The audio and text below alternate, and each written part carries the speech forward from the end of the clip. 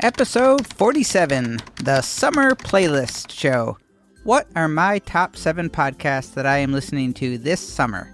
And you are listening to episode number 47 of Mike Murphy Unplugged. Learn, create, move forward.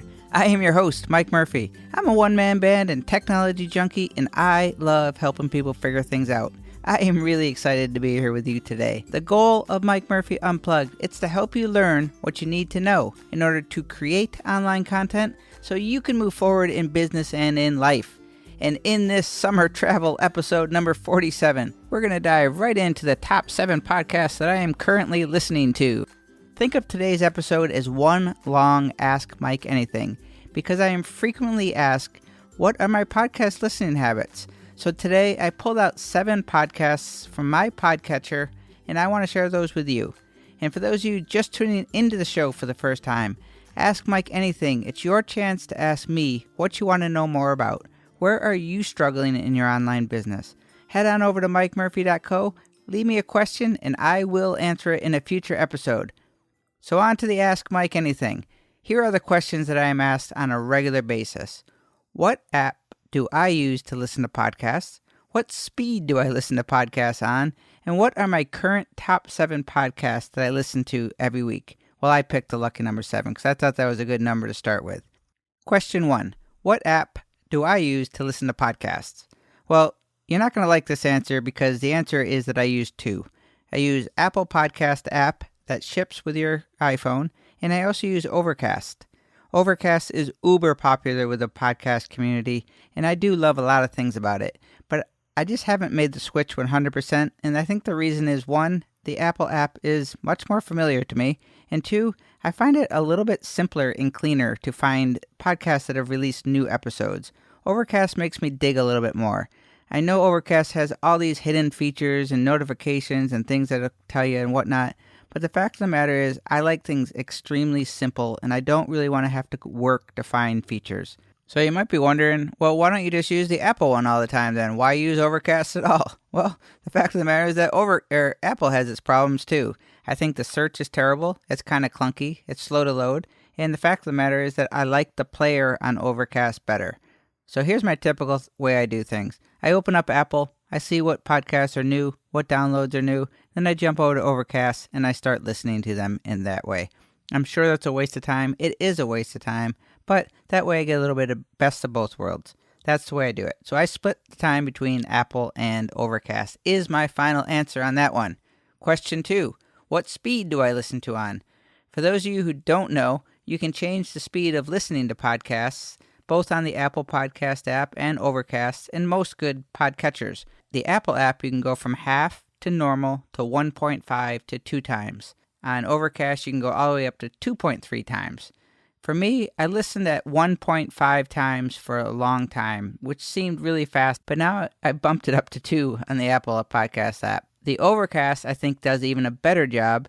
It goes faster at 2.3 times versus the 2, probably their way of just being a little different.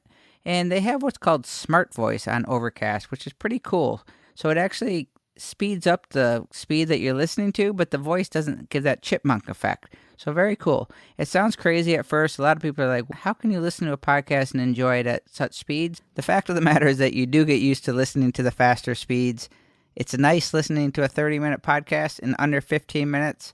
I usually, though, if it's something I really want to focus and listen to, I start at about 1.5 times. But if it's something that I just want to get through and get an overview of the content, then I have no problem bumping it up to 2.3 times. And I find myself in that 2.3 range quite a bit. So, final, question number 3. What are my current top 7 summer podcasts? I listen to a lot of podcasts and for different reasons. Mostly, I listen to learn something or to be inspired. I will leave a more comprehensive list of podcasts that I subscribe to, but today's top 7 lists are podcasts that I really enjoy and that I think you might too.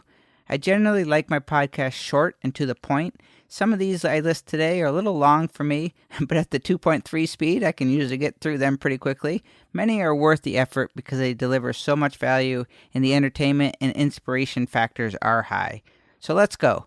My summer of 2016 top 7 podcast playlist. And they are not in order of my favorites. These are just the top 7 that I listen to every week.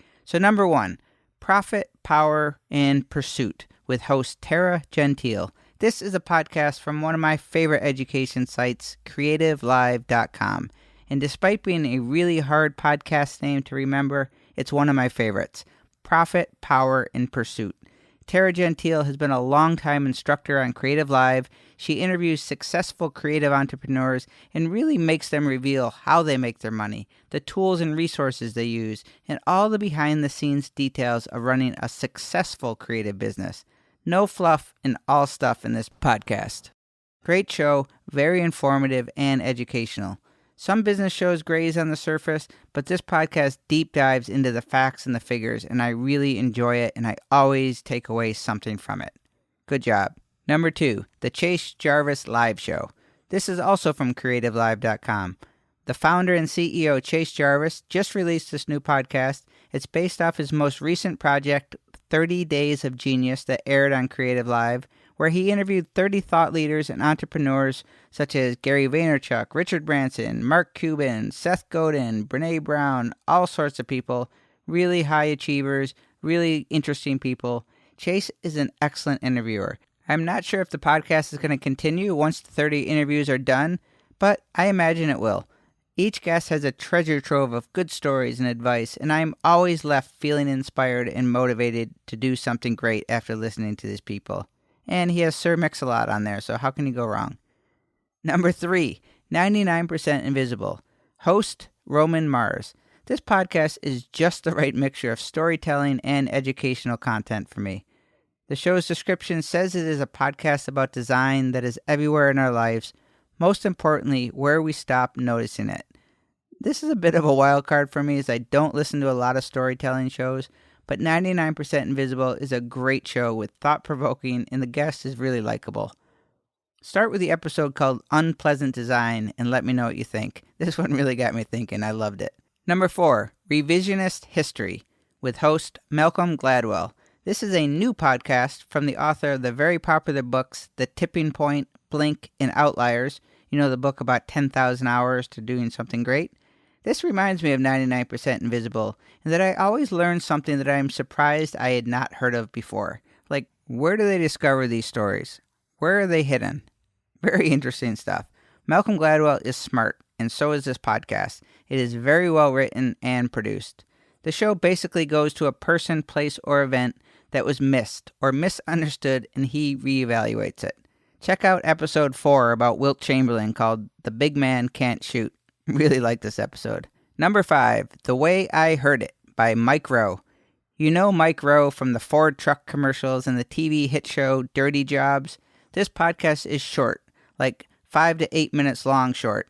It is a storytelling podcast, which again is not usually my thing, but I love this show. He usually reverse engineers a story about someone you know from pop culture or Hollywood or the movies, whatever, and reveals who it is at the end. At double speed, this show usually takes me about 3 minutes to listen to. It always makes me go, huh, and then it puts a smile on my face. I really like Mike Rowe's vibe, his style. This podcast is perfect for him. Great show. The Way I Heard It by Mike Rowe. Number 6, Podcast Junkies. I listen to a lot of podcasts about podcasts. Many of them are technical, but Podcast Junkies with host Harry Duran is one I look forward to week after week. It is clear that Harry loves podcasting and podcasters. Podcast Junkies is an interview show, and Harry's style is warm and inviting and very conversational, yet very intentional and organized. Zen-like usually comes to mind for me. It is immediately clear that Harry curates his guests with deliberation and care, and the interviews really pull out the best in both the host and the guest in a way that I find refreshingly positive and inspiring. Now, I could listen to people talk about podcasting and content creation all day, but Podcast Junkies is less about the technical side of podcasting and more about podcasters who want to make a positive impact in the world. I'm all about people who want to make a dent in the universe, or at least give it a try. This podcast tries to find those people and share what they're doing that's great. Love it. Great podcast with great vibes.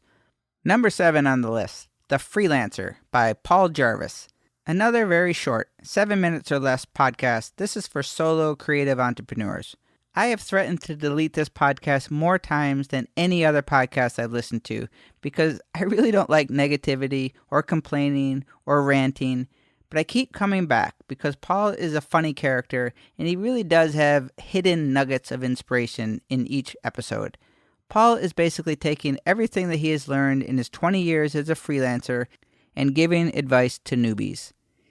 He's a little cynical and edgy and swears a little too much for me, but I'd say it's definitely worth the 3 to 4 minutes of my time on super speed, but this is definitely a wild card for me. I included it in this top 7 podcast because the fact of the matter is that I listen to it every week, despite the fact that I keep saying, well, maybe I won't listen to this anymore. It's short. The message is always meant to encourage and motivate entrepreneurs, so there is value to it, and give it a shot. It's worth 7 minutes or so for you to make the judgment. I think it's a pretty interesting podcast. So there's a behind the scenes of my top 7 podcasts for the summer. Let's do a quick little recap for you. And again, all these will be listed in the show notes, along with some runners-up, some bonus podcasts that I haven't mentioned today, and kind of a more comprehensive list of some of my go-tos. You can find that over at mikemurphy.co/EP47. That's EP as in episode 47. Number 1, Profit, Power, and Pursuit by Tara Gentile, a Creative Live podcast. Number 2, The Chase Jarvis Live Show, also from Creative Live. Number 3, 99% Invisible with host Roman Mars. Number 4, Revisionist History with Malcolm Gladwell. Number 5, The Way I Heard It by Mike Rowe. Number 6, Podcast Junkies with Harry Duran. Number 7, The Freelancer by Paul Jarvis. And I want to thank you, as always, for taking the time out of your day to listen to this podcast. But I have 2 quick favors. Don't worry, they're easy, but they are favors. Favor number 1, if you have not signed up for my email newsletter, please do so at mikemurphy.co/newsletter. I am on a mission to connect with more of you, and building the email newsletter is a priority of mine. But I haven't done a great job asking for people to subscribe. So this is me asking. mikemurphy.co/newsletter. And favor number 2, I'm approaching my 1st year anniversary of Mike Murphy Unplugged. Woohoo! And I want year number 2 to be better than ever. But I need to hear from you. Please reach out to me. Give me feedback. Tell me what you want me to do more of or less of. Do you want me to build up the private Facebook group more that is basically silent? Do you want me to teach more technical? Do you want me to teach more mindset, entrepreneur stuff? Tell me what you want me to talk more about. Email me at mike@mikemurphy.co. Let me know what's on your mind. Do you have specific topics or tutorials you want me to make? Please let me know. You are my motivation and inspiration for the show, so I just need to hear from you. Thank you for joining me today. I hope you join my one-man band, and together we can learn, create, and move forward. Cheers.